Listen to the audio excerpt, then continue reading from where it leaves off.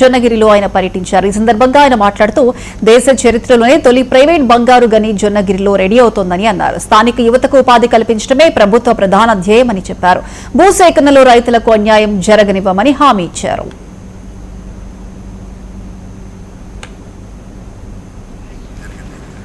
మరి జొన్నగిరి ప్రాంతంలో ఇంత ప్రమాణమైన మైన్ గత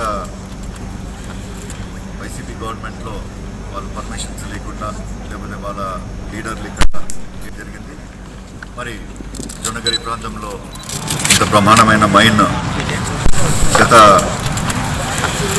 వైసీపీ గవర్నమెంట్లో వాళ్ళు పర్మిషన్స్ లేకుండా లేకపోతే వాళ్ళ లీడర్లు ఇక్కడ ఏదో ఒక ధోరణిలో మైన్ వాళ్ళని సతాయించడం అన్ని రకాలుగా చేయడంతో వాళ్ళు తటస్థంగా ఉండి ఈ తెలుగుదేశం గవర్నమెంట్ వచ్చిన తర్వాత మరి స్టార్ట్ చేసి మరి బ్రహ్మాండంగా గోల్డ్ ప్రొడక్షన్ చేస్తున్నారు. మరి దీంతో స్టేట్కి చాలా ప్రమాణమైన లాభం.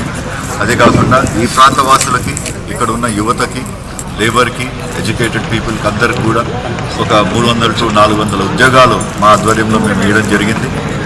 మరి ఇక్కడ వలసలు పోయే కార్యక్రమాలు ఎక్కువ. మామూలుగా ప్రతి ఒక్కరు కూడా ఎండాకాలం వచ్చిందంటే వలసలు పోయేది ఆంధ్ర సైడ్కి. ఆ వలసలు నివారణకి ఈ గోల్డ్ మైన్ కూడా మేము వాడుకుంటున్నాం. మరి ఇదే కాకుండా గత టీడీపీ గవర్నమెంట్లో ఈ పర్టికులర్ మైన్కి ఎన్విరాన్మెంటల్ క్లియరెన్స్ అయితే ఏమి, వాటర్ సబ్సిడీ మామూలుగా వాటర్ అలొకేషన్ అయితే ఏంది ఆ కాలంలో డిప్యూటీ సీఎంగా ఉన్న కే కృష్ణమూర్తి గారి ఆధ్వర్యంలో జరిగింది.